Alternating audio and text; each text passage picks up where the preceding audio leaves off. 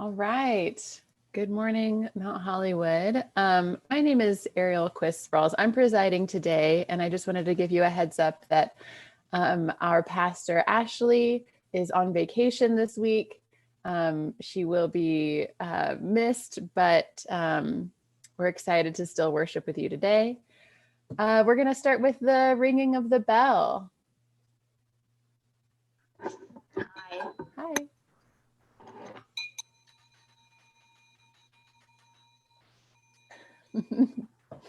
Beautiful. Thank you, Jimena.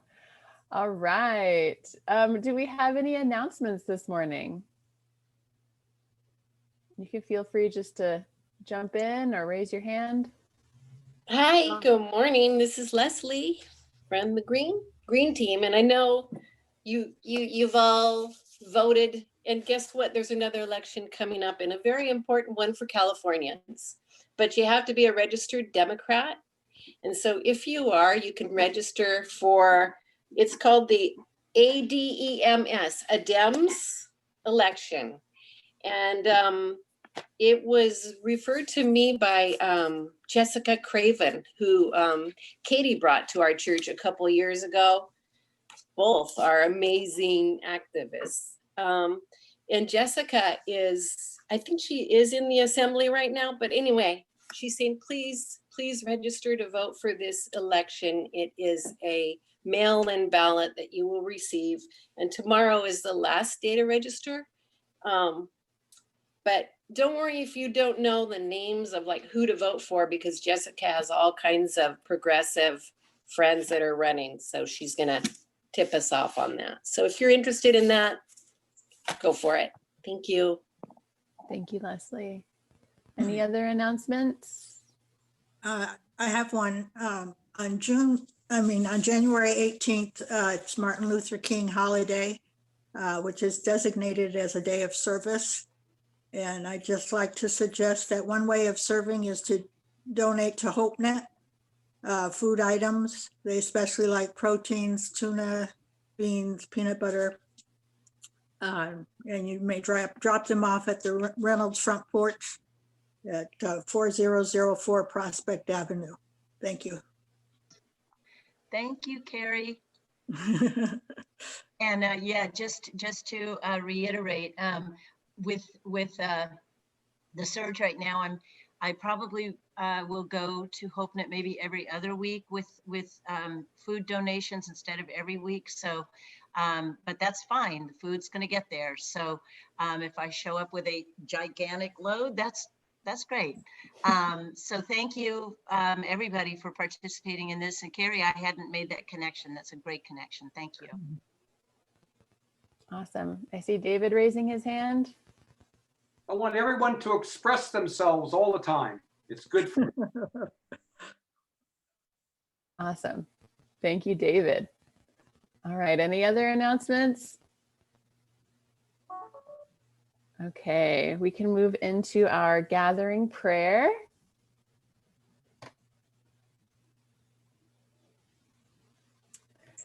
God, we desire to be refreshed, renewed, and changed.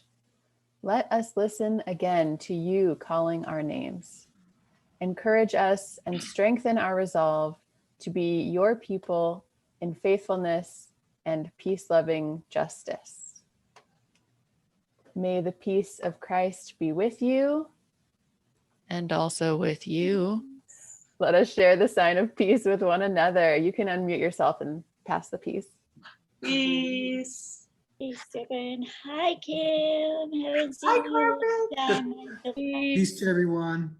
Peace. Hi, Madeline. Peace, everyone. Hallelujah.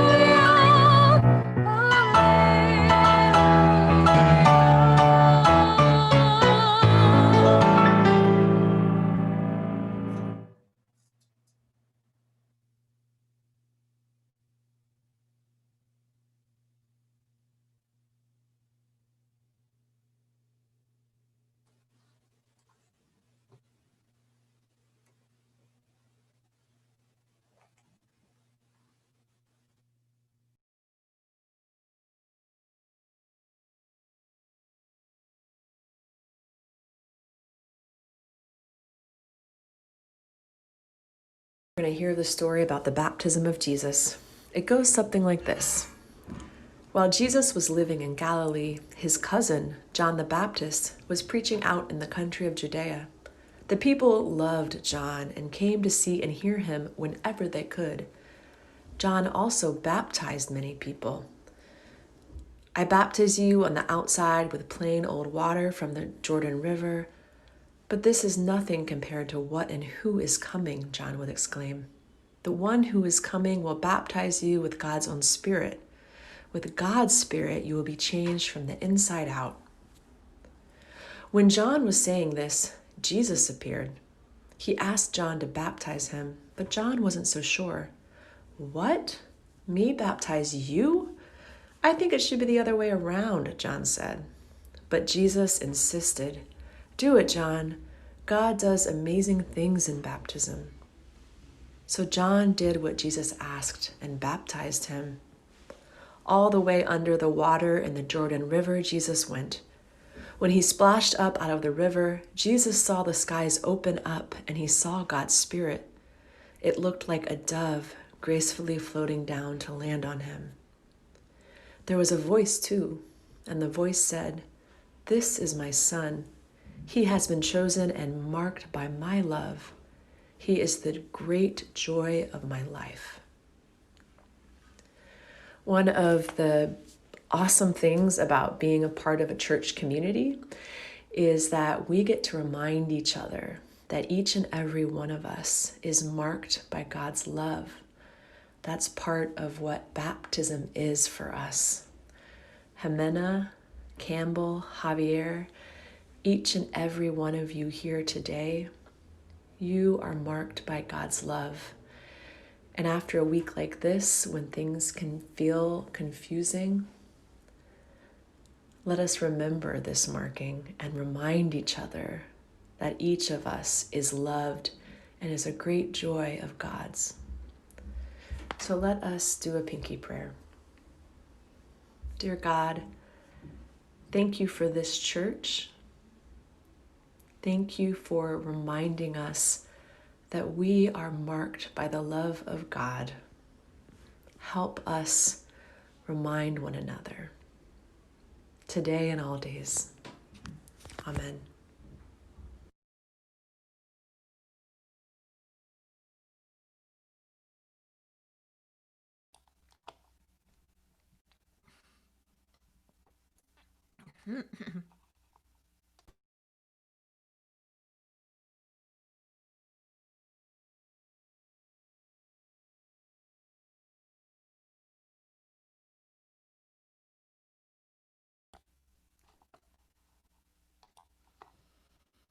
Good morning, everyone.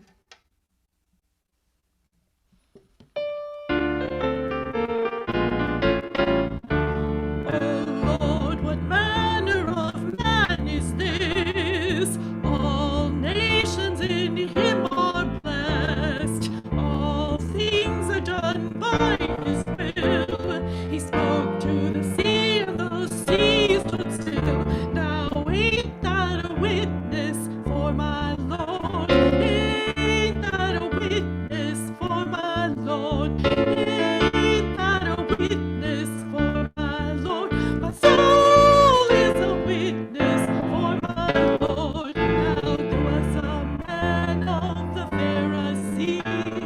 His name was Nicodemus, and he didn't believe. The same came to Christ by night, wanted to be taught out of human sight. Nicodemus was a man who desired to know how a man can be born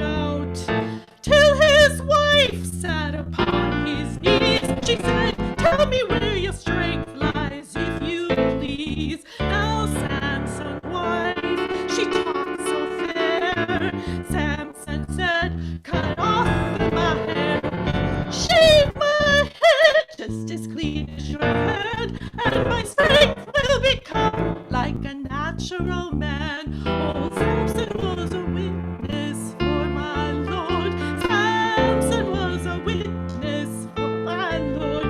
Samson was a witness for my Lord. Saul is a witness for my Lord. That's another witness. That's another witness. That's another witness. My soul is a witness for my Lord. My soul is a witness for Lord.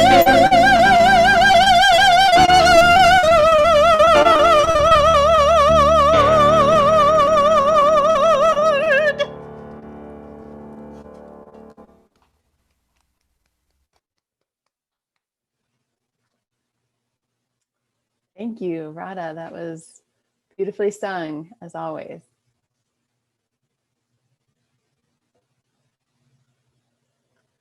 All right, our reading from today comes from the book of Mark, chapter 1, verses 4 through 11. John the Baptizer appeared in the wilderness, proclaiming a baptism of repentance for the forgiveness of sins. And people from the whole Judean countryside and all the people of Jerusalem were going out to him and were baptized by him in the river Jordan, confessing their sins. Now John was clothed with camel's hair and a leather belt around his waist, and he ate locusts and wild honey. He proclaimed, "The one who is more powerful than I is coming after me. I am not worthy to stoop down and untie the thong of his sandals. I have baptized you with water, but he will baptize you with the Holy Spirit." In those days, Jesus came from Nazareth of Galilee and was baptized by John in the Jordan. And just as he was coming up out of the water, he saw the heavens torn apart and the Spirit descending like a dove on him. And a voice came from heaven, "You are my Son, the Beloved. With you I am well pleased."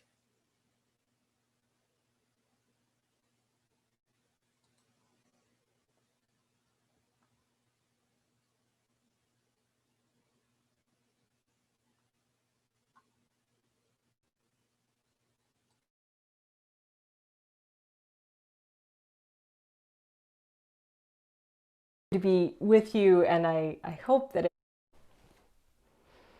Hi, Mount Hollywood UCC. My name is Lindsey Bell-Kerr. I'm a United Methodist pastor in Santa Rosa, California.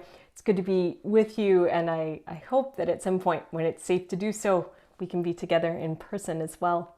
Would you join with me in prayer? Now may the words of my mouth and the meditations of our hearts be acceptable in your sight. Oh God, our strength and our Redeemer.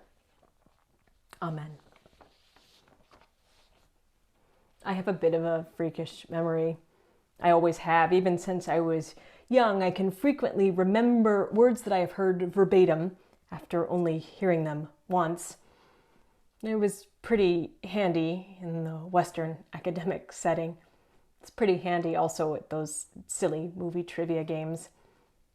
There is a price to such a memory. However, because I remember lots of things I don't want to remember, maybe you do this too. When I'm having a bad day, sometimes my mind is flooded by unkind words people have said either to or about me. Nothing like an unpleasant memory playlist to make a bad day worse. Words have power over us. Words frequently determine how and who we are.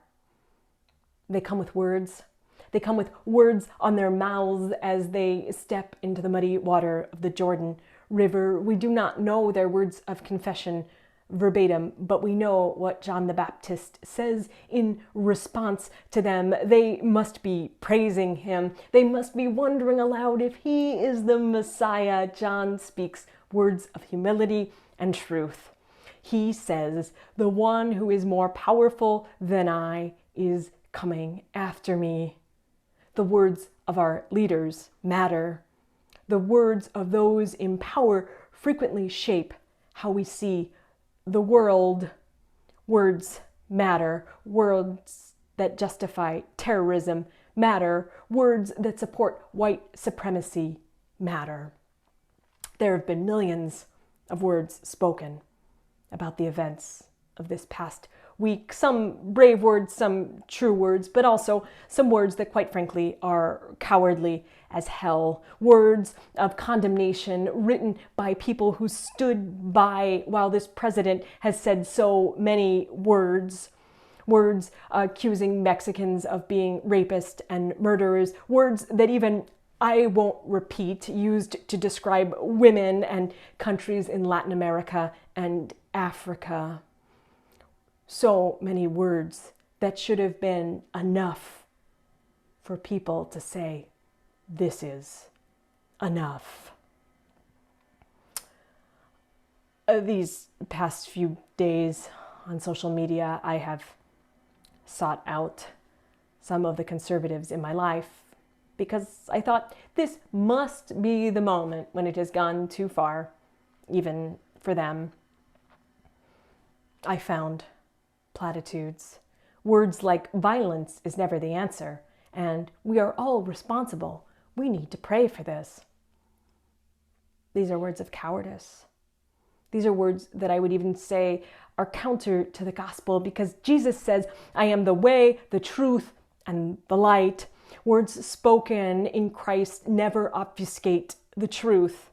Jesus never justifies those who use their power to harm others. Like Jesus never says, "But Caesar's doing great things for the economy." He never says that.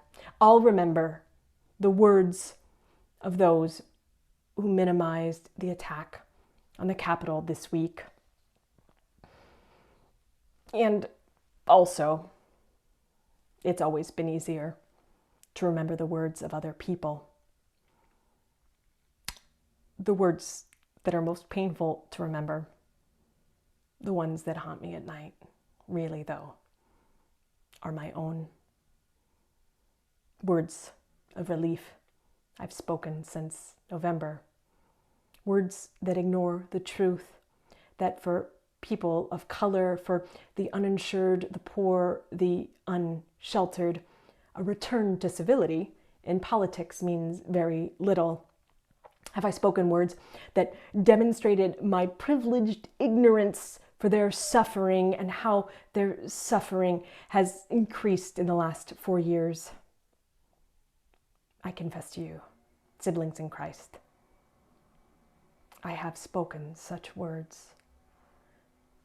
Worse, though, are the words unspoken. While I have been looking ahead to January 20th, have I remembered those on death row who have had their federal execution dates fast-tracked by this present administration. While I have reeled from the events of this past week, have I remembered that the United States military supports insurrections against democratically elected governments around the globe? Have I braved difficult and genuine conversations with those who are misguided? Have I forsaken my smugness so that they may perhaps better hear my words? I confess to you, siblings in Christ, I have not. Words of confession are difficult. Words of confession are difficult because it is very easy to move from humility to humiliation. It is easy to move from self-awareness to self-loathing. That's why we need to remember that in those days, even Jesus comes to the river. In those days, even Jesus goes and steps into the muddy water. We don't know his words, but we know that he is the Word. We know that his actions are rooted in truth and compassion. We know that he first reveals himself to those who are willing to acknowledge that they have fallen short. And just as he emerges from the water of the Jordan River, the voice of God says, "You are my beloved. You are my son." In these words, God demonstrates that God is not done with this world. In these words, God says, just turn around. I'm right here, waiting to claim you as my own. In these words, we know that in, through, and with Christ, we too are God's children. So say these words now. I am God's beloved. I am God's beloved. Say these words every day. Because maybe if we remember these words, we will be emboldened to more quickly confess and make amends with those who we have harmed. Maybe if we commit ourselves to these words, we would be brave enough to drop our armor of self-righteousness and simply speak the truth in love. Maybe if we wrote these words of belovedness on our hearts, we would more readily seek out and care for the belovedness of each person made in God's image, especially those who have been pushed to the margins of our world. Beloved, in these days, our world will be shaped by words. There will be more words of hatred. There will be more words of cowardice. And perhaps most damaging, there will be a deafening silence of complacency. Come what may, let our words be the words of Christ. Come what may, let our words be words spoken in Christ. Words of humility, words of confession, words of accountability, words of truth, words that speak out against the abuse of power, words that spur ourselves and others to action, words that testify to the truth that God's commonwealth of justice and compassion is being made manifest among us, even in these days. Thanks be to God.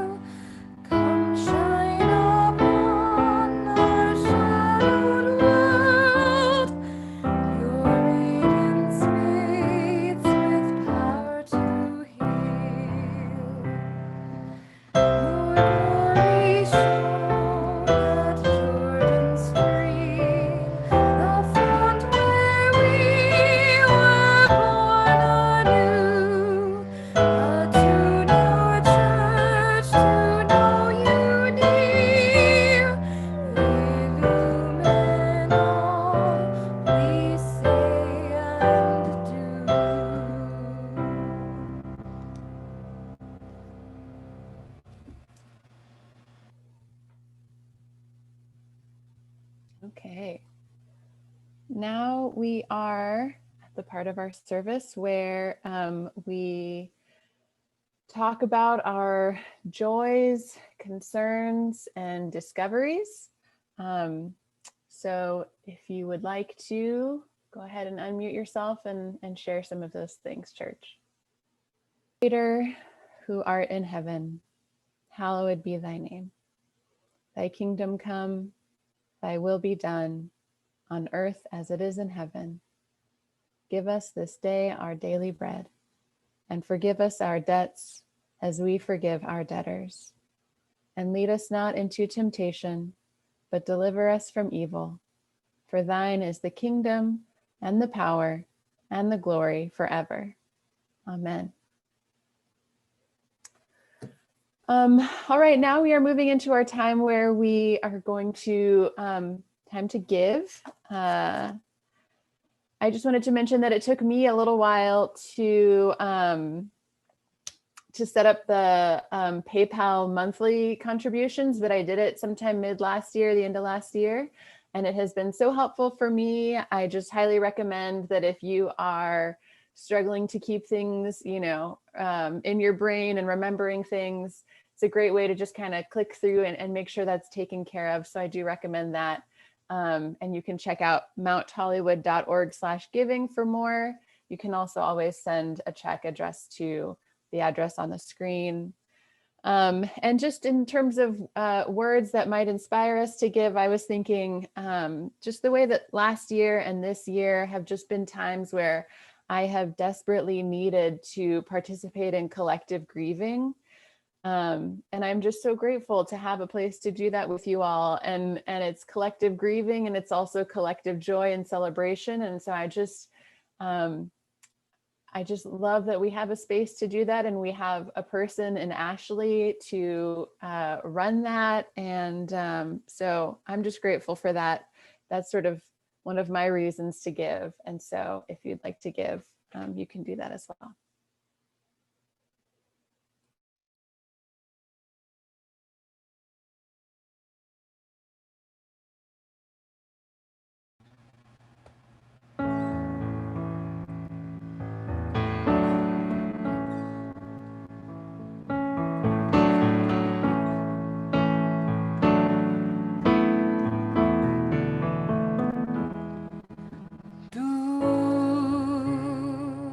Vas venir valoría, no has buscado ni a sabios ni a ricos, solo quieres que yo te siga. Señor, mías mierdas ojos, sonriendo, has dicho mi nombre. En la arena he